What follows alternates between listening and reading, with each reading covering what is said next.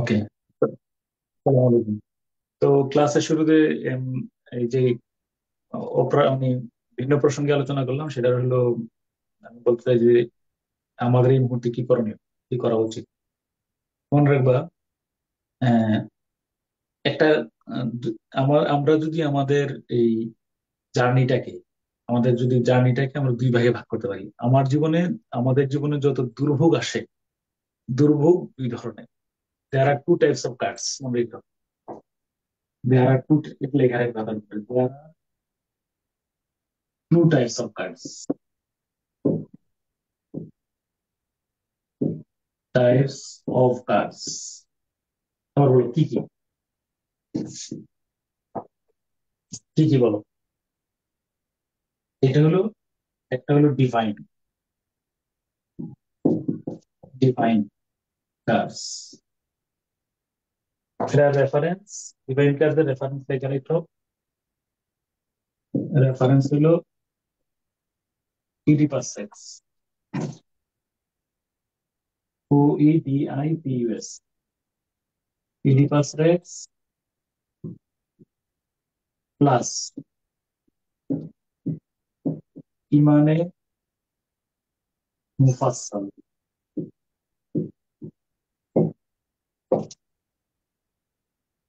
আর দুই নম্বরে হলো অ্যাচিভড কার্ডস,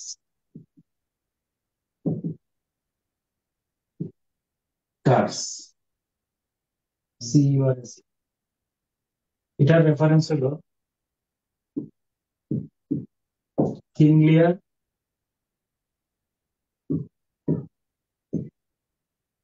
প্লাস একটা হাদিস আছে, উম, একটি হাদিস, একটি হাদিস আমি বলতেছি, তোমার হাদিসটা বলে দিতে পারে। হাদিস হলো জোহার আল ফাসাদু, মানে তুমি এটা দিয়ে সার্চ দিয়ে দিয়ে দেখো তো কি ব্যাপার।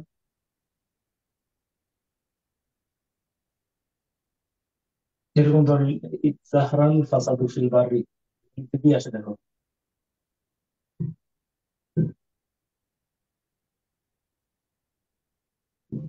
ফিল বারি ওয়াল বাহর। স্যার এটা পুরানো জায়গা। হ্যাঁ, হ্যাঁ, হ্যাঁ, সরি, আমি যা কোরআন বলছি, এটা কোরআনে, কোরআনে জোহরুল ফাসাদু ফিল বাররি ওয়াল হ্যাঁ, বাহরি বিমা সরি বলবো। কাসাবাত আইদিন নাস। একটু ব্যাক করো, ব্যাক করে একটু কমেন্ট বক্সে দিয়ে দাও। এটা চাইলে, এটা একদম জলবায়ু পরিবর্তনের ক্ষেত্রে আমি দেখছি যে এটা খুব মানানসই। জহরাল ফাসাদু ফিল বাররি ওয়াল বাহরি বিমা কাসাবাত মিন আইদিন নাস, তাই না? জহরাল ফাসাদ, জি স্যার। একটু খুব ভালো করে খেয়াল করে দেখো, মানে, এবং ধরো এখন তোমরা একটা বলতেছো যে আমি খুব দুর্ভোগে আছি, দুর্যোগের মধ্যে আছি না। এটার লেয়ারটা হলো ডিভাইন কার্ডস। ডিভাইন কার্ডস হলো ইমানে মুফাসসালটা বলো।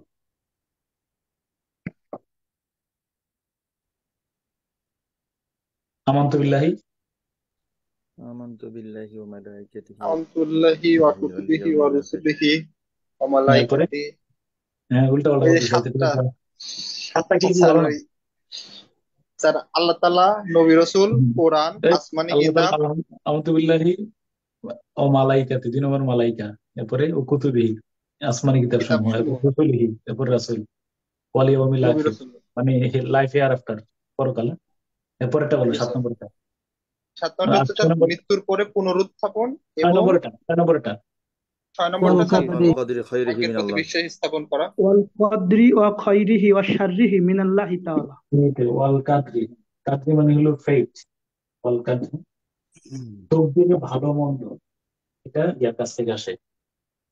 তো মনে রাখবো যে আমার জীবনে যেটা ঘটবে, যদি ভালো ঘটে, এটাও মিনাল্লাহি তাআলা, আল্লাহর পক্ষ থেকে। আর খারাপ কিছু ঘটলেও এটা মিনাল্লাহি তাআলা। এবং এইখান থেকেই তুমি যদি দেখো, চমৎকার একটা মিল আছে, হ্যামলেট করবা, there is divinity that shapes our and.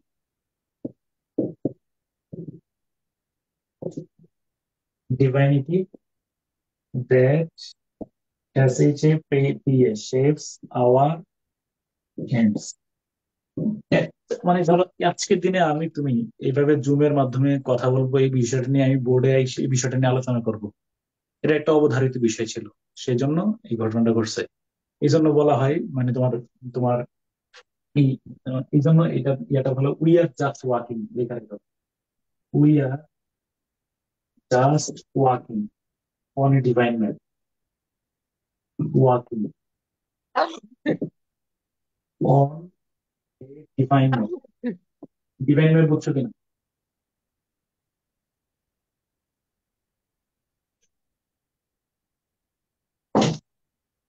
কেউ বলো, এটার অর্থটা কি?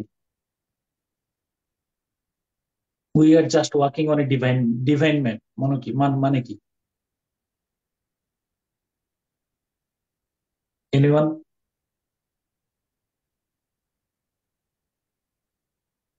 ডিভাইন ম্যাপ বুঝছো কিনা? এটা হলো স্যার আমরা একটা সুনির্দিষ্ট তৈরি করা পথে হাঁটতেছি। মানে মানে স্রষ্টা মানে ডিভাইন ম্যাপ হলো মানে স্রষ্টা আমাদেরকে একটা ম্যাপ দিয়ে দিছেন, এইভাবে এইভাবে হাঁটবা, এইভাবে হাঁটতে গেলে ধরো মানে যেটা হলো প্রোটেগোরাস বলছিলেন যে আমাদের জীবনটা হলো প্রোটেগোরাস মানে ধরো মানে সফিস্ট হলো পৃথিবীর প্রাচীনতম দার্শনিক গোষ্ঠী একদম। উম, মানে যদি দর্শনের গোড়াটা যাদের হাত দিয়ে শুরু হইতো, SOPHIST, সফিস্টদের গুরু হলো প্রোটেগোরাস। প্রোটেগোরাস কে বলছিল? প্রোটেগোরাস বলছিলেন যে একজন মানুষ একই নদীতে দুইবার অবগাহন করতে পারে না, মানে অর্থাৎ আমাদের জীবনটা হলো তোমার কচুরি পানার মতো, কোনো একটা বহমান নদীতে বয়ে চলা। অর্থাৎ কুমিল্লা গুমতি নদীতে তুমি একটা কচুরি পানা ছেড়ে দিছো, এটা তোমার যাইতে যেতে কোনো জায়গায় ধাক্কা খাচ্ছে, কোনো জায়গায় কয়েকদিন আটকে আছে, কোন জায়গায় চিটপটাং খাচ্ছে, আবার কোনো জায়গায় যে এক জায়গায় যে থেমে যাবে, এটা কিন্তু আমাদের জীবন।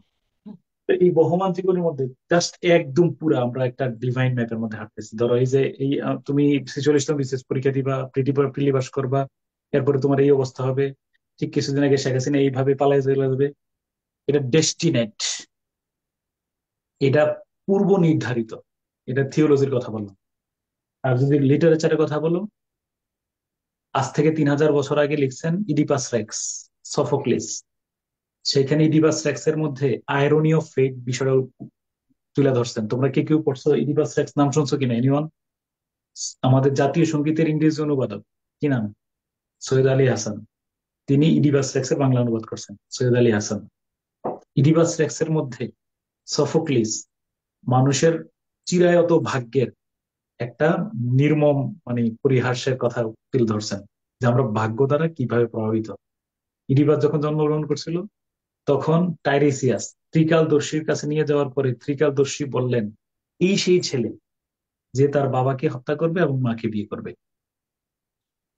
এরপরেই আমরা দেখি যে এরপরে বাকি ঘটনা তুমি পড়বা, এবং যদি না জানো তাহলে আমার কাছ থেকে পরে একদিন জেনে নি। আমরা দেখি এরপরে তিনি তাকে সেই সন্তানকে মানে মানে হত্যা করার জন্য তিনি অন্য রাষ্ট্রে পাঠিয়ে দিয়েছেন।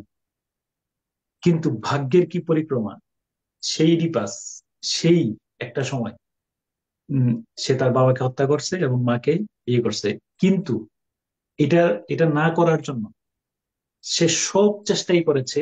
সে জীবনে শপথ নিয়েছে যে আমি আমার বাবাকে হত্যা করবো না, মাকে বিয়ে করবো না।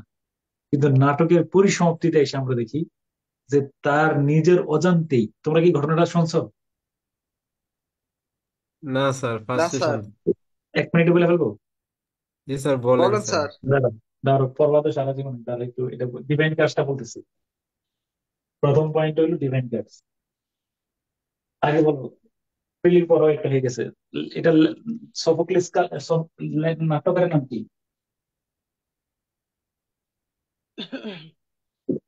সফোক্লিস নাটকের নাম কি? এডিপাস রেক্স। Oedipus Rex. অনুবাদ কে করছে? আলী হাসান স্যার। আলী হাসান, সৈয়দ আলী হাসান। পাইবা অ্যাভেলেবেল সার্চ দিলে পাইবা, হ্যাঁ? শোনো, বাবা লেইয়াস, শোনো, LAIUS বানান বলতে পারে। মা হলো জোকাস্টা, জোকাস্টা। এটা হলো থিপসের রাজা, থিপস গ্রিসের একটা অংশ, থিপসের রাজা। ওকে, দেখো একজন ত্রিকালদর্শী, মানে আমাদের ত্রিকালদর্শী মানে হলো টাইরেসিয়াস, টাইরেস। তোমরা বানান ভুল হইলে মাফ করে দিও, এটা গুগল থেকে বানান। ত্রিকালদর্শী চরিত্র। থিপসের রাজা আর্য কাজটা প্রায় সময় কিন্তু ইয়ার কাছে যাইতেন, ওরা কিন্তু প্রাচীন দেখুন ফেরাউনের আমলে, ইয়ার আমলে দেখবো যে আগের দিন লোকেরা কিন্তু ত্রিকাল বিভিন্ন মানে এই যে কি বলে এগুলারে, মুসা আলাহিস সালামের আমলে দেখবো যে প্রত্যেক আমলে কিন্তু জাদু টোনা বা ওই ধরনের ইয়ে আছে না, ম্যাজিশিয়ান বা কি বলে এগুলারে, এই যে যারা অতীত বর্তমান জ্যোতিষী ভবিষ্যৎ বলে, জ্যোতিষী জ্যোতিষী টাইপ, জ্যোতিষী। অ্যাস্ট্রোলজি, এগুলো নিয়ে কিন্তু তাদের অনেক, এটা এটা প্রাচীন, এটা বিদ্যা, বিজ্ঞানের একেবারে প্রাচীনতম শাখার মধ্যে কিন্তু অ্যাস্ট্রোলজি, অ্যাস্ট্রোনমি, ইয়েস অন্য বলো, একদম প্রাচীনতম শাখা। Yes sir. তো তো এরা, তো ওই সময় সবাই জ্যোতিষী নির্ভর। তুমি দেখো ইসু আলাহিসাল্লামের ঘটনা, এগুলো কিন্তু ইসলামও কিন্তু স্বীকৃত যে এই স্বপ্নের ব্যাখ্যা জানার জন্য এরকম যাইতেছেন, তাই না? ইব্রাহিম আলাহিসাল্লামের ঘটনা, নমরুদের ঘটনা, দেখবো যে সবই কিন্তু আছে। বাবা তিরসারা তো বলছে তোমরা ছেলে মেয়ে নিও না, প্রথমে বলে দিচ্ছেন যে ছেলে মেয়ে নিও না, তুমি যদি তোমার ঘরে ছেলে হইলে এমন একটা ঘটনা ঘটবে, আগে বলে দিচ্ছেন। কিন্তু তারপরেও মানে আনইনটেনশনালি তাদের ঘরে জন্ম হয় ইডিপাস, পুত্র হয় ইডিপাস। ইডিপাস, বুঝছো বিষয়টা? ইডিপাস পুত্র হওয়ার পরে এখন যেহেতু হয়ে গেছে, এখন কার কাছে গেছেন বলো? জ্যোতিষী জ্যোতিষী গেছে, তো জ্যোতিষী বলেন যে সেম কথা, একই কথা, মানে আর কথা পরিবর্তন হবে না, ভাগ্য এটা এইভাবে লেখা আছে, সে তোমারে হত্যা করবে আর তার মাকে বিয়ে করে ফেলবে। কি সর্বনাশের কথা! তাহলে এখন কি করতে হবে? হত্যা করতে হবে। নিজের পুত্র কি নিজে হত্যা করতে পারে? এই জন্য রাখালকে দিয়া, রাখালকে দিয়ে পাঠিয়েছে পার্শ্ববর্তী দেশে, বলছে একটা রাষ্ট্রের প্রান্ত সীমায় নিয়ে মেরে ফেলো, পার্শ্ববর্তী দেশে নিয়ে বলছে যে এই মেরে ফেলো, যেন ওদের চোখে না লাগে, এদের সামনে তো মারতে কষ্ট হবে। রাখাল কি করছে তোমার, ওই খুব ফুটফুটে সন্তান তো, নিয়ে মারে নাই, না মারে ওই ওই পার্শ্ববর্তী দেশে, ধরো বাংলাদেশ বর্ডারের সীমানায় ত্রিপুরার পাশে কোন এক রাখাল রে ভাইয়া তার কাছে দিয়ে আসছে, ওর কোনো সন্তান টন্তান ছিল না, তো হলো পার্শ্ববর্তী দেশের রাখালের কাছে এই বাচ্চাটা আছে। কথা কি ব্যাপার, বুঝছো তো? কথা বুঝতেছো তো, হ্যাঁ বা না বললো? জি স্যার, বুঝতেছি। জি স্যার এখন আছে, এখন আছে ধরো ত্রিপুরায়, এখন নরেন্দ্র মোদী আছে না, ইয়া, নরেন্দ্র মোদী শিকার করতে আসছিল বনের মধ্যে, এই প্রান্ত সীমায় আসছে, এখানে এই এই রাখালের সাথে দেখা, রাখালের ঘরে দেখে যে ফুটফুটে এরকম একটা সন্তান, আর নরেন্দ্র মোদীর কোনো বাচ্চা কাচ্চা আছে? না না স্যার, না। নিয়ে গেছে, নাই বলছে এটা আমার বাচ্চা। নাই, বলছে নিয়ে গেছে, নিয়ে বলছে যে হ্যাঁ, এবং সে প্রসিদ্ধ হয়ে গেছে, এবার হয়ে গেছে ওই রাজপুত্র হয়ে গেল, সে ইডিবা ছিল রাজপুত্র, মানে নরেন্দ্র মোদীর ছেলে পুত্র হয়ে গেছে। কিন্তু সবাই, কিন্তু রাজ দরবারের গোপনীয়তার কারণে এই যে তার, এটা যে পালক পুত্র, এটা কেউ জানতো না।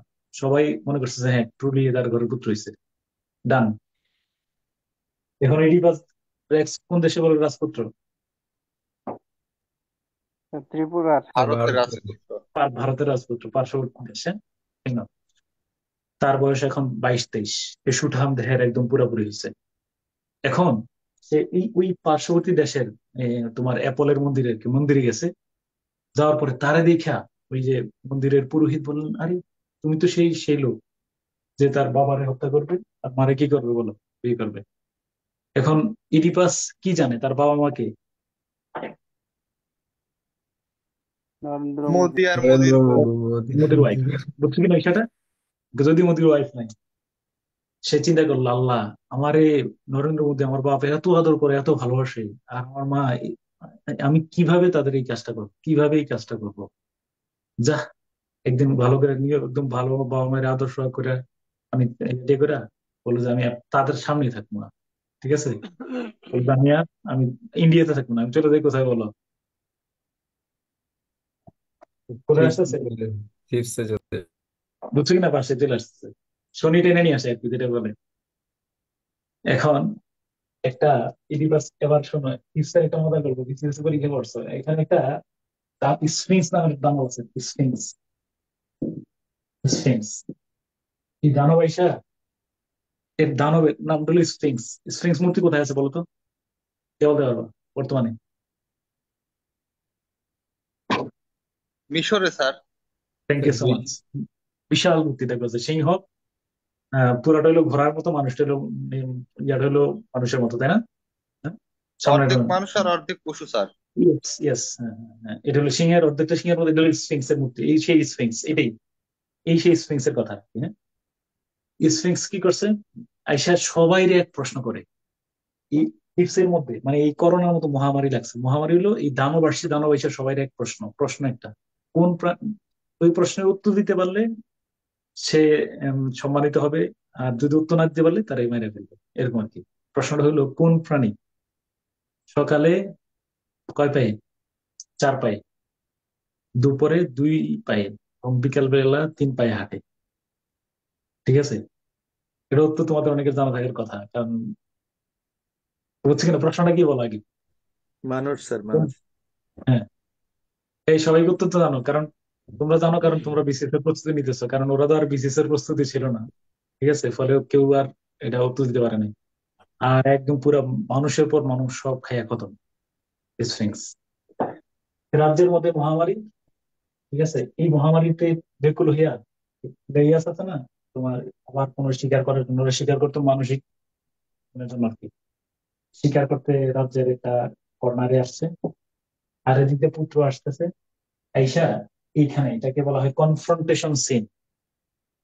রাস্তার মাঝখানে কে থাকবে, বুঝছো বিষয়টা? কারণ রাজাও চাই, রাজা তো ছদ্মবেশী রাজা, রাজাও চায় মাঝখানে থাকতে, আবার সে তো রাজরক্ত না তার ভিতরে, এখন পাশ দিয়ে কে যাবে, এরকম একটা বিষয় নিয়ে দুজনের মধ্যে কনফ্লিক্ট তৈরি হয়েছে। এবার বলো কনফ্লিক্ট কার সাথে তৈরি হয়েছে? বাবার সাথে। বাবার সাথে ছেলের, ফলে তারা দুজনে দুজনের দ্বন্দ্বযুদ্ধের জন্য আহ্বান জানাইলো, বললো যে ঠিক আছে ওকে। দ্বন্দ্বযুদ্ধে কে মারা গেছে বলো? বাবা মারা গেছে। বাবা বাবা মারা গেছে। মারা যাবে। মারা যাওয়ার পরে এবার সে আগাইতেছে, সামনে সামনে আসতেছে, কার সাথে দেখা? স্ফিংস। স্ফিংসের সাথে দেখা হয়েছে, বলছে বলো এই প্রাণীর নাম কি? সে উত্তর বললো যে হ্যাঁ এটা মানুষ, কারণ সেও তো বিসিএস এর প্রস্তুতি নিচ্ছে মনে হয়, তাই না? বলছে কিভাবে? বললো যে সকালবেলা হামাগুড়ি দিয়ে হাঁটে 4 5, মানে আবার দুপুরবেলা আমাদের মধ্যে শুটাম, আবার বিদ্যুৎবেলা একটা লাঠি নিয়ে হাঁটে, শেষ। তারপর সাথে সাথে স্প্রিংস এখানে মারা গেছে। মারা যাওয়ার পরে এবার কি হয়েছে বলো? লোকেরা তো ত্রাণ করতে পেয়ে গেল যে ও আমাদের দিলে যে নগরীর ত্রাণ করতে পাওয়া গেছে, শেষ। তার কারণে করোনা চলে গেছে, তার কারণে মহামারী চলে গেছে। বললো যে সে আমাদের রাজা। আইসা রাজা কই বলছে, রাজা আরে মনে খেয়ে ফেলছে, রাজার তো আর খোঁজ খবর নাই।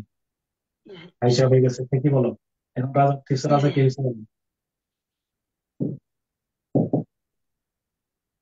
কি ছেলে হয়েছে? স্যার রাজা হয়ে গেল। ছেলে রাজা। আর ওই সময় তো রানীরা একটু বয়স কম থাকার কারণে, বেশি জানা থাকার কারণে উনিও ইয়া ছিলেন, তাদের মধ্যে কি করে দিলেন, বিষয়টা বুঝছো কিনা? এই পর্যন্ত ঘটনা আসছো, ক্লিয়ার? জি স্যার। এখন 7 বছর পর, আবার 6 7 বছর পরে আবার রাষ্ট্রের মধ্যে আবার ভয়ানক মহামারী আসছে। ঠিক আছে, মহামারীতে কি একদম প্রকাণ্ড মহামারী। মহামারীতে, মহামারীর কারণ জানার জন্য ইডিপাস কোথায় গেছেন? জ্যোতিষীর কাছে স্যার। কি কারণে আমার দেশে এই এই দুর্ভোগ? বলছে যে এখানে ইয়া বললেন, আহ, টাইরিস্টাস বলছেন এই দেশে একজন পাপিষ্ঠ বাস করে, যে তার বাবাকে হত্যা করছেন, মাকে বিয়ে করছেন। এই কথা শুনে সাথে সাথে কার ভিতরে ধক করে উঠছে বলুন? এইটি পাশে। ইডিপাস নিজেই। সে প্রথম দিন আর তার সাথে কোনো কথাবার্তা না বললে সোজা চুপচাপ কোথায় চলে আসছে বলো? রাজদরবারে। আইসা খোঁজ নিছে কোথায় বলো তো একটু? স্যার ওই নরেন্দ্র মোদী। ন- নরেন্দ্র মোদী বেঁচে আছে কিনা, তার মা বেঁচে আছে কিনা, বলছে না সহি সালামতে আছে, তখন সে বলছে কি আমি কিছু না, আমার উপর তো আমি কিছুই কাজ করিনি। সে পরদিন আরো পরাক্রমশালী হয়ে গেছে। ঠিক আছে, যে টাইরিয়াস রে ধমকাচ্ছে, টাইরিয়াস বলে না। ঠিক আছে, এখানে ডিভাস রেক্সের একটা কথা ছিল চমৎকার, মানে আমি ইংলিশ লাইনটা হু ভুলে গেছি, বলছিল যে ইডিবাস ও টাইরিসিয়াস ছিল অন্ধ, তো ইডিবাসের বলছে ইডিবাসের চোখ আছে কিন্তু সে অন্ধ, আর টাইরিসিয়াস ছিল অন্ধ কিন্তু তিনি সব দেখেন। বুঝছে, এটা একটা খুব চমৎকার একটা অসাধারণ একটা বাক্য ছিল। তারপরে এবার তলোয়ার নিছে, বলতো যে এই তুমি সেই লোক, তোমার যেহেতু তুমি নাম বলতেছো না, তুমি সেই লোক, তোমার আমি হত্যা করবো। এই কথা বলার পরে টাইরিসিয়াস বললো যে এটা আমি না, এটা তুমি। কি বলে আমি? এবার সাথে সাথে দৌড়ে আসছে। আসার পরে জোগাড় সাহেব ধরছে। ধরার পরে বললো যে কাহিনী কি? বলছে যে আমি তো পুত্র কই? বলছে তোমাদের পুত্র হয়েছিল, পুত্র কই? রাখালের কাছে। রাখালে ধরছে। কোথায় নিয়ে, তুমি না মারার কথা ছিল, কই মারছো? বলছে মারি নাই, আমি নিয়ে ওইখানে রেখে দিচ্ছি। পরে যে ধরছে। উম, ওই ছেলেটা কই? বলছে আমার কাছ থেকে কে নিয়ে গেছে বলো? নরেন্দ্র মোদী। বলে সে কি বুঝলো যে এটা তার উপর অবধারিত ছিল, হয়ে গেছে। তারপরে সে এখন আত্মহত্যা করলে তো ইয়ে সাথে সাথে জোকাসটা দিয়ে সুইসাইড করে ফেলছে। আর ইয়াদের নিজের চোখ উপড়ে ফেলছেন। কিন্তু ইতিমধ্যে তার চারটা এন্টিগনি, আরো চারটা সন্তান হয়েছে আর কি। এগুলা পরে এগুলো নিয়ে নাটক আছে, এন্টিগনি দ্বিতীয় নাটক। তাদের মানে এদের এদের মধ্যে আবার চারটা সন্তান হয়েছিল আর কি। তারপরে কি হলো, সে নিজের চোখ উপড়ে ফেলছে, কারণ সুইসাইড করলে তো আর সারা জীবন দুর্ভোগ পাইতে হবে না, এই জন্য দুর্ভোগের জন্য যেহেতু ইয়ে করছেন, এ হলো। এটি হলো যে ওয়াল কাদ্রি খাইরিহি ওয়া শাররিহি মিন আল্লাহ তাআলা। তোমার লিটারেচার আর ইয়ে দিয়ে বুঝাইলাম যে একটা উম হম একটা আছে না তোমার, উম অবধারিত। তুমি মানে ধরো এই কোন এক জায়গায় গাড়িতে উঠতে গেছো, গাড়িটা চলে গেছে, মনে রাখবা যে এটা ডিফাইন, এটা নির্ধারিত ছিল। তো জীবনের যে এখন যে যাত্রাটায় আছো, এটা ধরো তোমার পার হওয়ার কথা। এটার অবশ্যই একটা সমাধানও আছে। এবং সুরা সুরা বাকারার যদি সুরা বাকারার এবং এটা এই সংকট, মনে রাখবা যে এই সংকট গুলোতে যখন পড়তেছি আমরা, এই জন্য কিন্তু সুরা বাকারার শেষের লাইনটা কি বলতে পারবা? লাস্ট লাইন বলতে লা পারবা? ইউকাল্লিফুল্লাহু নাফসান ইল্লা উসআহা। হ্যাঁ, এটা বেশি বেশি করে পড়বা এখন। লা ইউকাল্লিফুল্লাহু নাফসান ইল্লা উসাহা। এমন জিনিস চাপাইয়া দিয়েন না, আমি এমন জিনিস চাপাই দিই না যেটা মানুষ বহন করতে পারেন না। এরপর আবার বলছে আমার উপর চাপাই দিয়েন না। এটা কিন্তু স্রষ্টার কথা। মনে রাখবা যে তোমার উপর আমার উপর যে আমরা যে দুর্ভোগটাতে আছি, দুর্ভোগে পড়ছি, মনে রাখবা যে একটা বিষয়, দুর্ভোগ আগে আসে নাকি দুর্ভোগের ক্ষমতা আমার উপর, দুর্ভোগ সওয়ার ক্ষমতা আমার উপর বাড়ানো হয় আগে? কোনটা আগে বলো? আগে আমার উপর দুর্ভোগ চাপানো হয় নাকি দুর্ভোগ বহন করার ক্ষমতা বাড়ানো হয়? কোনটা বলো? আগে আমার উপর স্যার দুর্ভোগ বহন করার ক্ষমতা ক্ষমতাটা আগে বাড়ানো হয়। ক্ষমতা বাড়ে? ক্ষমতাটা আছে। কারণ বলছেন তো এমন দুর্ভোগ চাপাইয়া দেওয়া হয় না যেটা আমি বহন করে নিতে পারবো না। তো নিশ্চয়ই আমার উপরে এমন একটা দুর্ভোগ আসছে যেটা আমি বহন করে নিতে পারবো। এটা হলো বিষয়। তো আবার আমি বললাম যে প্রথমত আমরা মাথায় রাখবো যে ডিফাইন কার্ডস। কিছু কিছু কার্ডস আছে, আমি রাস্তা দিয়ে হাঁটতে গেলাম, আমি ধপাস করে আমার হাত পা ভাঙে, আমার উপর দুইটা হাত ভেঙে পড়লো, ধরো এই ফ্লাইওভার ভেঙে পড়লো। ডিফাইন কার্ডস, কিছু করার নেই, এটা অবধারিত ছিল। হ্যাঁ, ফার্স্ট তাহলে জীবনে যত দুর্ভোগ আসে, নম্বরে কি হইতে পারে বলো? ডিভাইন। ঠিক ডিভাইন আছে। কাজ স্যার, তাহলে অবধারিত। এখন এখন যেটাতে আছো না, এটা শেখ হাসিনা কি আগের দিন কোনোদিনও, গত বছর এমন দিন তুমি কোন, গত বছর কি শেখ হাসিনা কি ভাবছে আগের দিন 4 আগস্ট কি ভাবতে পারছিল যে 5 আগস্ট এরকম তুলেই দিতে হবে? এটা তো অনুমান না করতে স্যার। পারে না। এটি মানে এটি 45 মিনিট সময় পেয়েছেন। তো এটা হলো ডিভাইন কাজ, এইভাবেই ম্যাপটা আঁকা আছে, এইভাবে দিতে হবে। তাহলে যত ডিভাইন আছে যেটা তুমি নিজের নিয়ন্ত্রক না, বা যে এটা আমার ন্যাচারাল, এটা হওয়ার কথা ছিল, এগুলো ওভারকাম করে আমার পেলে লিখতে হবে, রিটার্ন লিখতে হবে, এইভাবে আমার কাঙ্ক্ষিত সাকসেস দিতে হবে। আর সেকেন্ডটা ছিল অ্যাচিভড। অ্যাচিভড কার্ডস হলো কিং লিয়ার কে বলা হয় আর কি, এটা অ্যাচিভ কার্ডস। অ্যাচিভ কার্ডস হলো যেটা আমার উইল দ্বারা করি। যেমন ধরো তিন কন্যায় আসছে, আসার পরে তিনি বোকার মতো প্রশ্ন করলেন যে ইমোশন নির্ভর হইয়া, যে তোমরা কি আমারে ভালোবাসো? তাহলে প্রথম মেয়ে তো অনেক কিছু বললো, গনেরিল কর্ডেলিয়া দুজন, সরি গনেরিল রিগান অনেক কিছুই বলছে, হ্যাঁ, সব দিয়ে দিছে। এবং কর্ডেলিয়া এসে বললেন যে, তৃতীয় মেয়ে বললো যে নাথিং, কিছু না। তো রাজা বললো যে nothing comes out of nothing. Nothing বললে তুমিও পাইবাও নাথিং। ঠিক আছে। তো বললো যে my heart is a circle, there are am full of parts here. আমার হৃদয় একটা বৃত্ত, এখানে অনেকগুলা পার্ট আছে, মায়ের জন্য, বাবার জন্য, ষষ্ঠা, স্বামী, সন্তান, এক একজনের এক একটা ভাগ। আপনি স্বামী হিসেবে, বাবা হিসেবে যা পাওয়ার তা পাবেন। রাজা তাতে সংক্ষুব্ধ হইলেন এবং তাকে কি করলেন বলো? বঞ্চিত করলেন। এই যে যুক্তিহীন ভাবে, এই যে আমি আমার ভুলের কারণে, ফলে রাজা শেষ পর্যন্ত বড় দুই মেয়ে তার সাথে ইয়ে করছে এবং ছোট মেয়ে তার সাথে, ছোট মেয়ের কাছে আশ্রয় নিচ্ছেন। এখানে আইরনি অফ ফেট।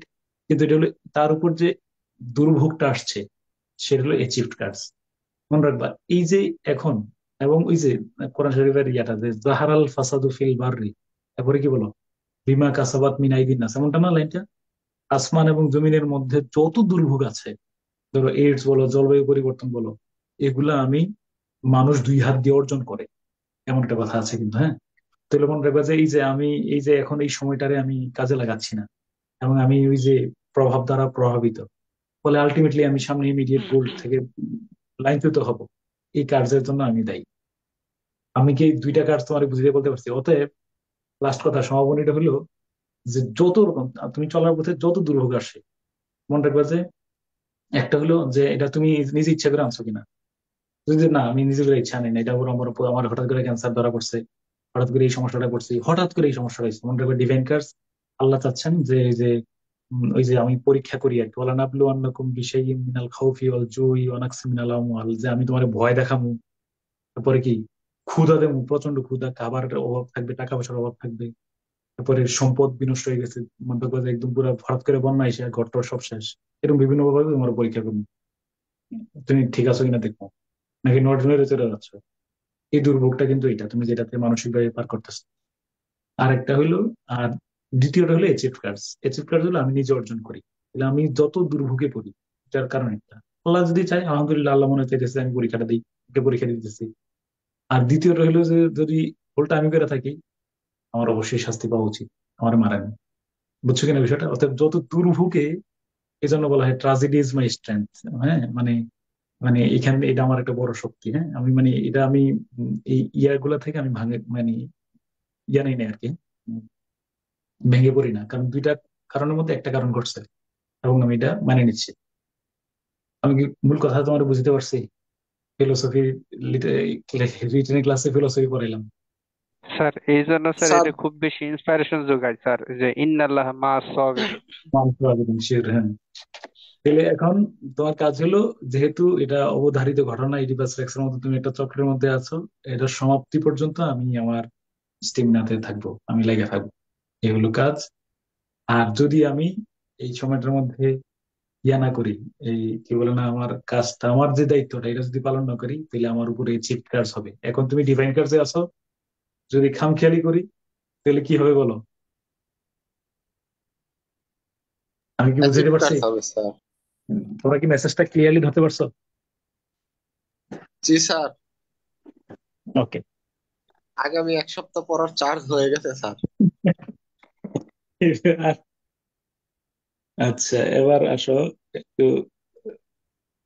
ইয়ে করি আমরা। হুম। আমি যেহেতু আজকে মানে ইয়ে করছে, আমি তোমার এটা আমার একটু বলবা, বলার পরে আমি শুধু এই প্রশ্নটা দিয়ে দেবো, এরপরে আমি একটা উত্তর রেডি করছি, হ্যাঁ। এই এই প্রশ্ন, এটা হলো, আমি বলি এই প্রশ্নটা আমি তৈরি করছি ডেইলি স্টারের গত পরশু দিনের গতকালকে নাকি আজকের সম্পাদকীয় কি এটা ছিল, গতকালকে মনে হয় এটাই, হ্যাঁ তাই না নাকি 2 দিনের মধ্যে সম্পাদকীয় এটা। আচ্ছা, তোমরা আজকে আমি এটা দিয়ে দেবো উইদাউট উত্তর, আমি কিন্তু উত্তর একটা অনুমতি লিখে রাখছি, কিন্তু আমি তোমার উত্তর দেবো না, হ্যাঁ। আমি তোমার আগে আমি আর একটু অ্যানালাইসিস করে নেই, ঘুমাই ঘুমাই লিখছি, তোমার সাথে তুমিও পরীক্ষা দিবে, আমিও পরীক্ষা দিলাম, হ্যাঁ। এই ডান, কথা কি বুঝছো তোমরা? জি স্যার। তুমিও পরীক্ষা, দাঁড়াও আমি একটু স্ক্রিন ইয়ে দিয়ে নিই। উম, উম, দাঁড়া একটু, হ্যাঁ।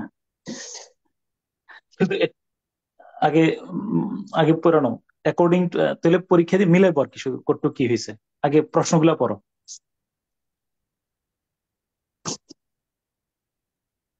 প্রশ্নগুলো পড়ো। According to the World Bank report, how has the unemployment rate among the graduate changed over the past 9 years in Bangladesh?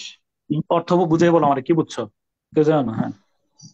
Sir, বিশ্ব ব্যাংকের প্রতিবেদনে প্রতিবেদন মতে হুম। যে বাংলাদেশের আহ, মানে বেকারত্বের হার, গ্রাজুয়েটদের মধ্যে গ্রাজুয়েট বেকারত্বের হার গ্রাজুয়েটদের বেকারত্বের হারের পরিবর্তনশীলতা গত 9 বছরের কিভাবে তুলনায় মানে পরিবর্তন কি হয়েছে, তাই না? পরিবর্তন হয়েছে স্যার? জি স্যার, কিভাবে কিভাবে পরিবর্তন? কিভাবে পরিবর্তন হয়েছে মানে, হ্যাঁ, কিভাবে জি স্যার। পরিবর্তন হয়েছে? ওকে, তাহলে আমি আনএমপ্লয়মেন্ট রেট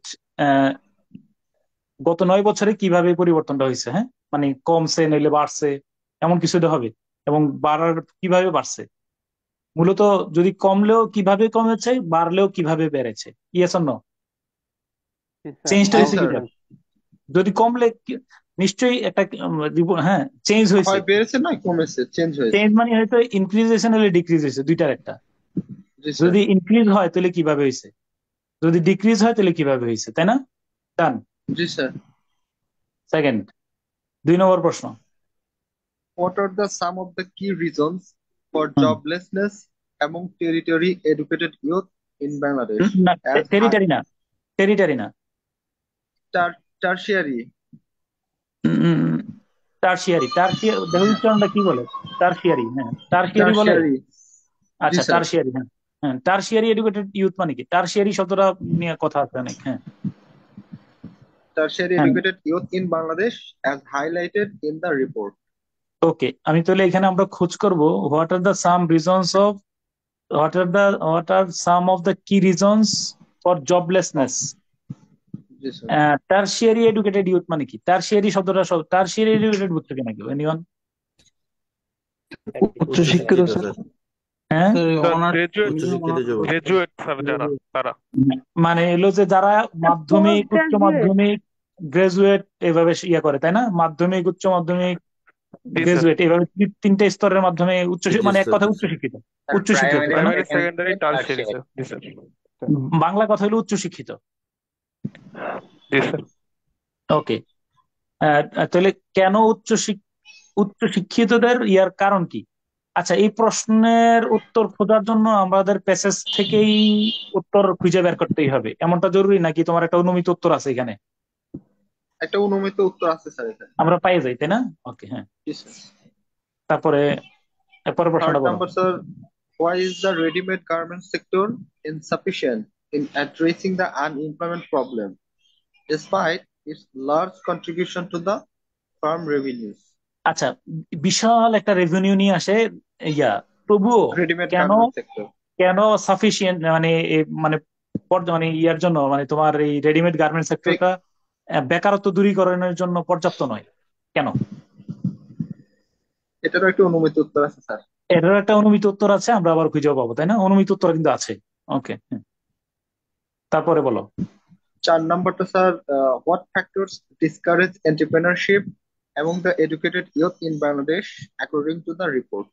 আচ্ছা, উদ্যোক্তার জন্য, উদ্যোক্তা হওয়ার পেছনে বাংলাদেশে অন্তরায়গুলা কি কি বললে, যেমনটাই না এডুকেটেড ইউথরা কেন উদ্যোক্তা হতে চান না, কি কি কারণে উদ্যোক্তা হইতে চাচ্ছেন না?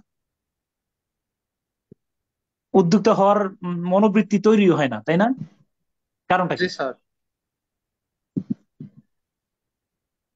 ওকে, তারপরে 5 number sir, what solution does the passage suggest to address the issue of unemployment among graduates in the long term?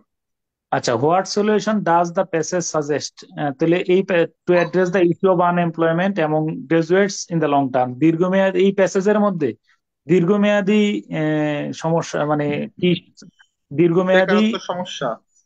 সমাধানের জন্য কি কি সাজেশন করা হয়েছে, তাই না? Suggestion. ওকে, ঠিক আছে। পড়ে শোনো, একটু রিপোর্টটা পড়ে শোনো সুন্দর করে।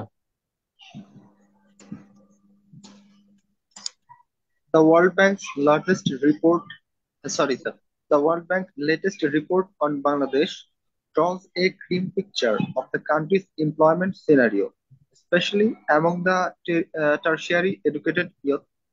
It অর্থ shows বলে দাও, that অর্থ সুন্দর করে অর্থ বলে দেবো। আচ্ছা, বিশ্ব ব্যাংকের সর্বশেষ প্রতিবেদন অনুযায়ী আমাদের দেশের হুম। কর্মসংস্থানের একটা সিনারিওকে তুলে ধরা হয়েছে। না, আমি বলে রাখি, draws a green picture of the country's employment scenario. দেশে আমাদের বিশ্ব ব্যাংকের প্রতিবেদনে দেশের বেকারত্বের কি বলো চিত্র, বিশেষত বিশেষত কি বলো উচ্চ এবং শিক্ষিতদের একসাথে নিয়ে যাবে আর কি, বেকারত্বের হারের একটা কি বলো গ্রিন পিকচার কি বলবা, সচিত্র তুলে ধরা হয়েছে। ভয়াবহ চিত্র ফুটে উঠেছে। তাহলে দেশের বেকারত্বের অবস্থা এবং বিশেষত কি বলো আহ ওই যে উচ্চশিক্ষিতদের উচ্চশিক্ষিত যুবকদের। বেকারত্বের ব্যাপারে একটা ভয়াবহ চিত্র ফুটে উঠেছে। ওকে। হুম। জি স্যার। তারপর It shows that unemployment rate has tripled among graduated in the last 9 years. ওকে, তাহলে বলেছে গত যে 9 বছর। সর্বশেষ হ্যাঁ, সর্বশেষ 9 বছরে, গত 9 বছরে বেকারত্ব 3 গুণ, মানে গ্রাজুয়েট যারা তাদের মধ্যে 3 গুণ বৃদ্ধি পেয়েছে, 3 গুণ এমনটাই বৃদ্ধি পেয়েছে। দেখানো। আচ্ছা শোনো, আমি তোমার বলে রাখি, এটা কিন্তু মূল প্রতিবেদনটাতে তোমার কত সাল থেকে 2014 থেকে 19, সরি 22 পর্যন্ত আর কি, তাই না? 14 থেকে 22 পর্যন্ত, হ্যাঁ। ওকে, তারপরে Moreover, job loss and wage cuts may push nearly 12 lakh people below the poverty line this year. হ্যাঁ, বলতে দারিদ্র্য সীমার নিচে এই বছরে বসবাসকারী 12 লাখ জনগণ। No no no no no, তদুপ অধিকন্তু অধিকন্তু চাকরি হারানো এবং কি বলো মজুরি কেটে কম মজুরি কর্তন, মজুরি কর্তনের কারণে, চাকরি হারানো এবং প্রকৃত মজুরি কর্তনের কারণে প্রায় কত বারো লোক, লক্ষ 12 বারো লক্ষ লক্ষ লোক লোক দারিদ্র্য এ সীমার নিচে এবছরে দারিদ্র্য বসবাস সীমার করছে। না, নিচে নামতে পারে, মেপুস নিচে নামতে ও পারে। আচ্ছা। এই বছর 12 লক্ষ লোক দারিদ্র্য সীমার নিচে নেমে যেতে পারে। ভাই কেন? এগুলো তোমার বেশি হচ্ছে তো। কারণটা কি? কারণ স্যার চাকরি ইনফ্লেশনের হারানো কারণে। আর বেতন কর্তন। হ্যাঁ হ্যাঁ, আরেকবার বলো। চাকরি হারানো এবং বেতন কর্তন। বেতন কর্তন, চাকরি হারানো এবং বেতন কর্তনের কারণে। ওকে, তারপরে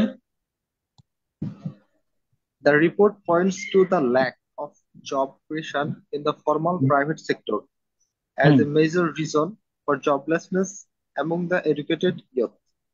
হুম হ্যাঁ, তারপরে দা রিপোর্ট পয়েন্টস আউট, তারপরে বলো। আহ, প্রতিবেদনে উল্লেখ করা হয়েছে হুম,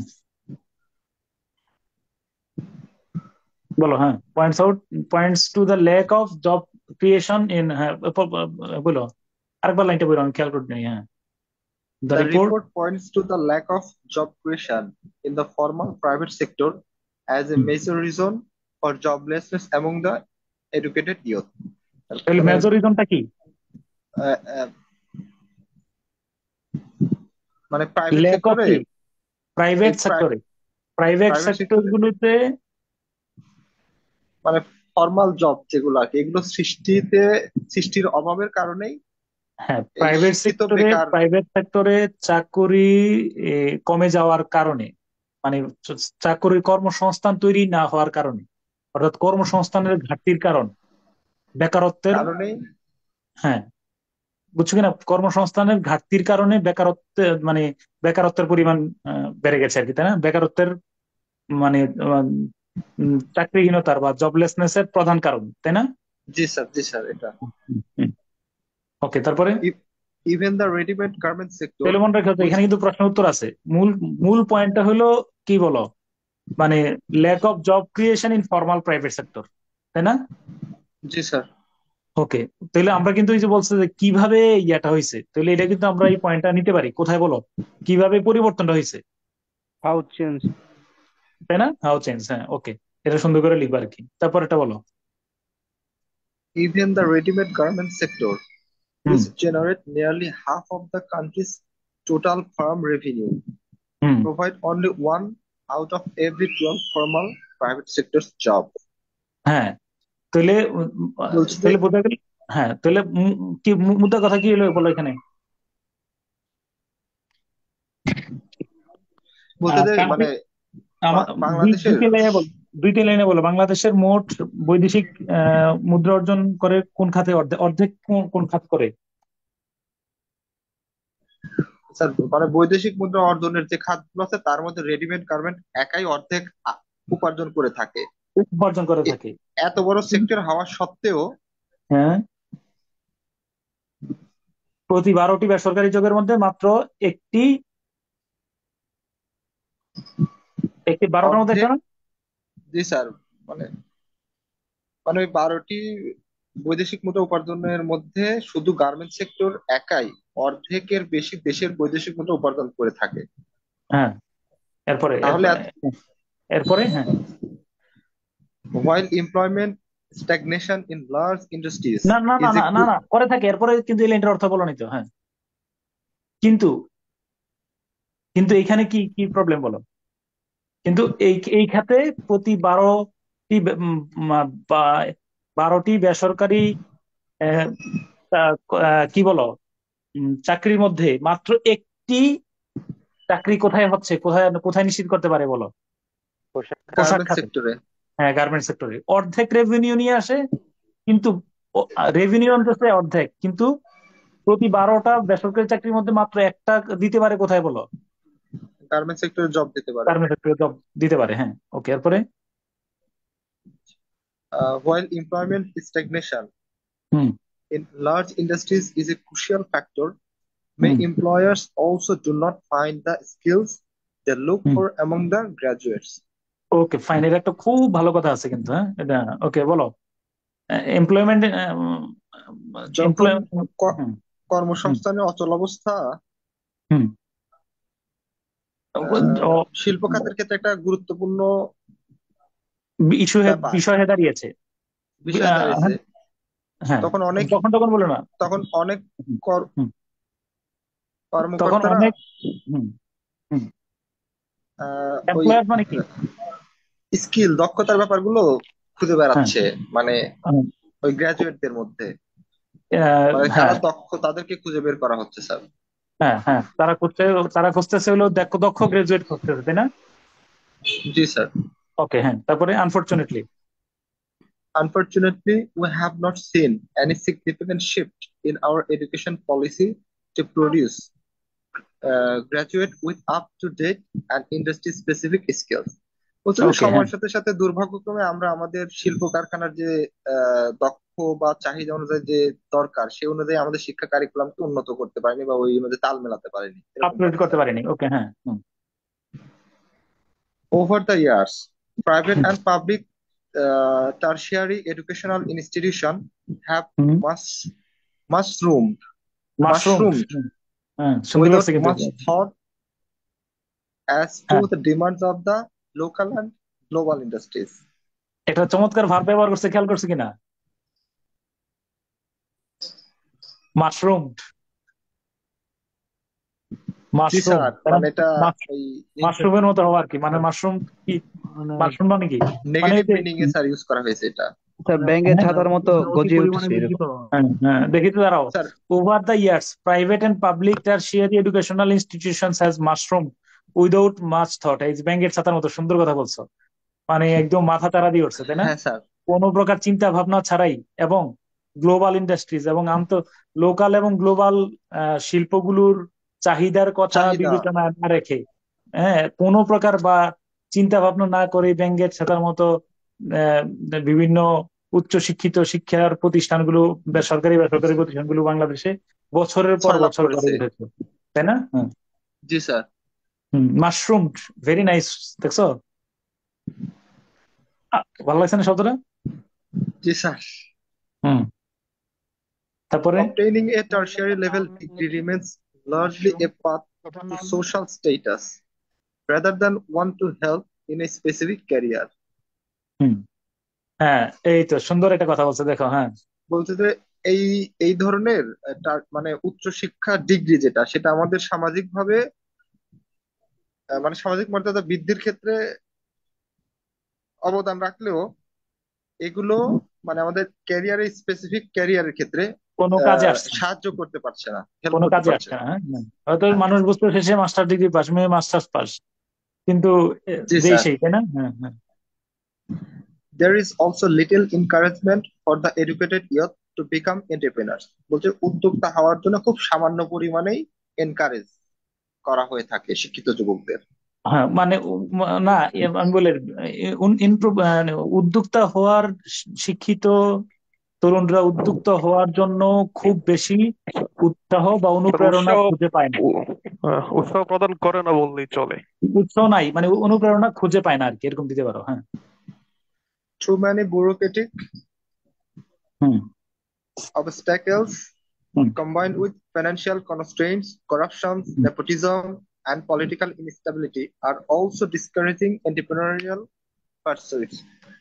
আচ্ছা, তাহলে হচ্ছে কি আমরা অত্যাধিক এগুলারে, পরিমাণে। এগুলা কি আমরা, হ্যাঁ, আমরা কেন উদ্যোক্তা হওয়ার পেছনে ডিসকারেজিং করতেছে এগুলার কি আমি পয়েন্ট আকারে 1 2 3 এভাবে লিখতে পারবো কিনা? জি স্যার, অবভিয়াসলি এগুলো লেখা যাবে। ওকে, হ্যাঁ, তারপরে Uh, This also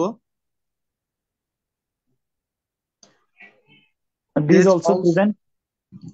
this also prevent small and medium enterprises from expanding and creating the lucrative job opportunities for the educated youth.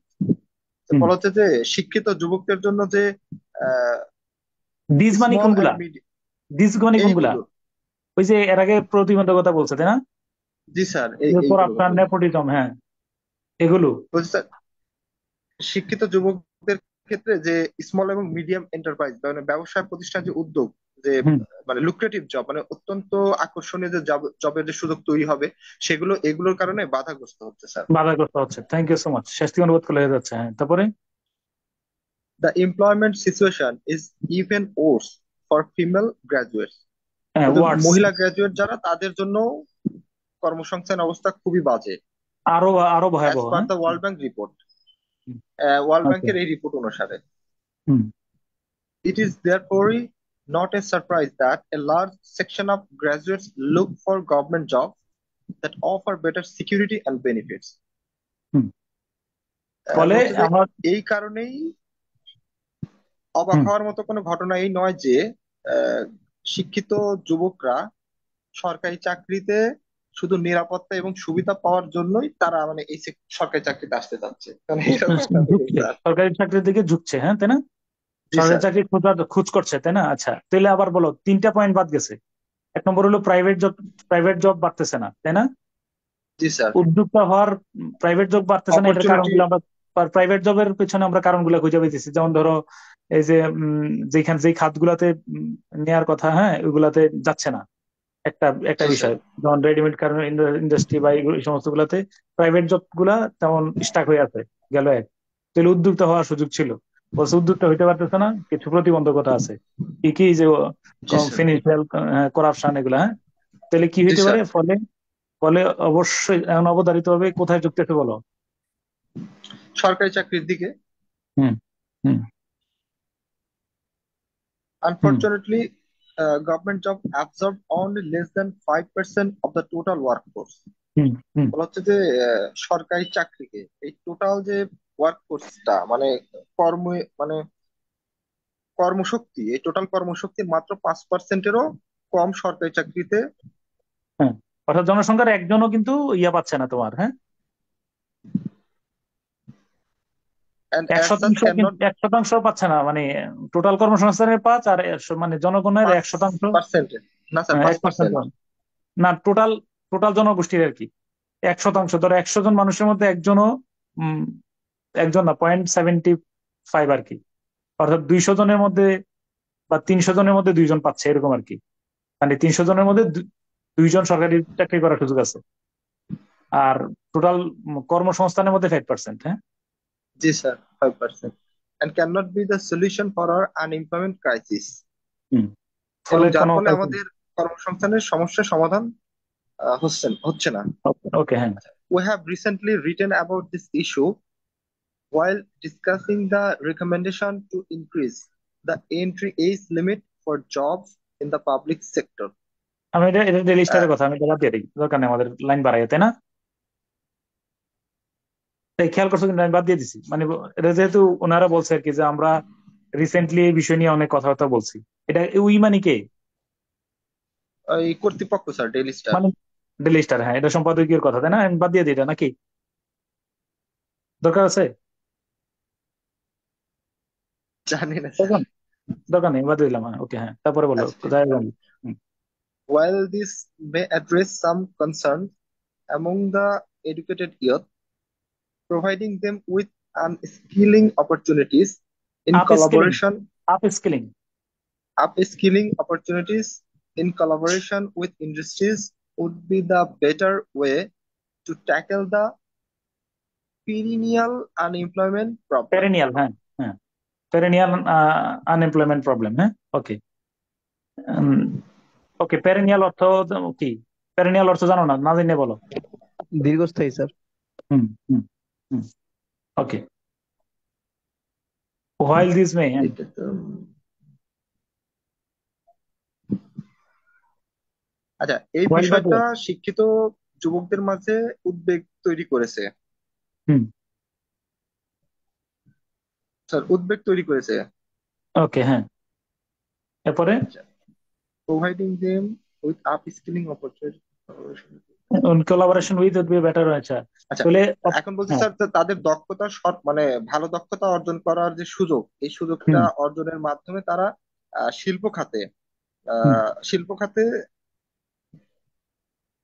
জি না, স্যার। প্রোভাইডিং দেম মানে দে শুড বি প্রোভাইডেড, বুঝছো কিনা? Providing them with up skilling opportunities in collaboration with industries, বিভিন্ন শিল্প কারখানার সাথে সমন্বয় রেখে জি স্যার, তাদের কি বলো দক্ষতা দক্ষতা দক্ষতা বৃদ্ধির বৃদ্ধির সুযোগ তৈরি করতে পারলে পারলে, হ্যাঁ এই এই এই সমস্যা বেকার সমস্যাকে ট্যাকেল দেয়া, মোকাবেলা করা, দীর্ঘমেয়াদী বেকার সংকট, বেকারত্ব সংকটের সংকট মোকাবেলা ভালো করা সম্ভব সমাধান, হবে, ভালো মোকাবেলা সমাধান করা হবে। সম্ভব। হ্যাঁ, ওকে, মুদ্রা এখানে মূল পয়েন্ট হলো যে they should be provided with upskilling opportunities in collaboration with industries. ধরো পড়াশোনা করতেছে, যে এই পড়াশোনার সাথে সাথে ইন্ডাস্ট্রি গুলার সাথে খাপ খাওয়ায় নেয়া, ইন্ডাস্ট্রির সাথে কি হচ্ছে, মানে honours first year second year সাথে ইন্টার্নশিপটা চালু করা আর কি, তাই না? জি স্যার, জি স্যার। হুম, তারপরে In the long run, the objective should be to initiate reforms that lead to job creation in the private sector, encourage entrepreneurship, and restructure the education hmm system to better prepare hmm graduates and align their skills with the demands of employers. ওকে, এবার আমার বলো, এখানে আমরা suggestion পাইতেছি তাই না? In the long run the objective should be to initiate reform that lead, তাহলে এক নম্বর হলো রিফর্ম করা, দ্যাট লিড টু হ্যাঁ, job creation in the private sector, তাহলে আহ, আহ, কিছু বেসরকারি যেমন খাতে হুম মানে বেসরকারি বেসরকারি খাতে জব তৈরির জন্য উদ্যোগ গুলো সংস্কার করা, তাই না? জি স্যার। ওকে, তারপরে তারপরে এন্টারপ্রেনারশিপ মানে নিজ উদ্যোক্তা উদ্যোগে, হওয়ার, হ্যাঁ, উদ্যোক্তা উদ্যোক্তা হওয়ার হওয়ার জন্য অনুপ্রেরণা দেয়া, অনুপ্রেরণা দেয়া, and restructure the education system, এবং যে আমাদের এডুকেশন শিক্ষা ব্যবস্থা সিস্টেমকে রয়েছে সেটাকে সংস্কার করা, hmm to better to prepare better graduate মানে গ্রাজুয়েট এবং তৈরি করার সাথে ক্ষেত্রে কথা আছে, শিক্ষা ব্যবস্থাকে মানে কোনটার সাথে মিল রেখে বলো, শিক্ষা and ব্যবস্থাকে align to ইয়ে their করতে হবে। skills with the demands of employers, মানে হ্যাঁ, চাকরি দাতা যারা বা কর্মকর্তা যারা, তাদের চাহিদার সাথে সামঞ্জস্য রেখে তাদের হ্যাঁ, দক্ষতা বৃদ্ধি চাকরিদাতাদের করে, সাথে সামঞ্জস্য রেখে কিভাবে স্কিল বৃদ্ধি করা যায় সে ব্যাপারে প্রস্তুত করতে, গ্রাজুয়েটদেরকে প্রস্তুত করার জন্য, শিক্ষা ব্যবস্থা শিক্ষা পদ্ধতিকে কি করা বলো, সংস্কার করতে পুনর্গঠন হবে। করা, পুনর্গঠন করা। ওকে, তাহলে আমি আবার বললাম, সুন্দর করে তুমি দুইটা কাজ করবা। এক নম্বর কোশ্চেন গুলো হলো, এক নম্বর এই পাঁচটা প্রশ্ন উত্তর লিখবা, হ্যাঁ? লেখার পরে এরপর হলো আমি এরপর হলো একটা সামারি লিখবা, হ্যাঁ? ওকে, ডান।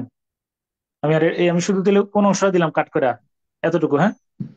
জি স্যার, আমি এটা দিয়ে দিলাম, তাহলে এটা কি লিখবা কিনা বলো?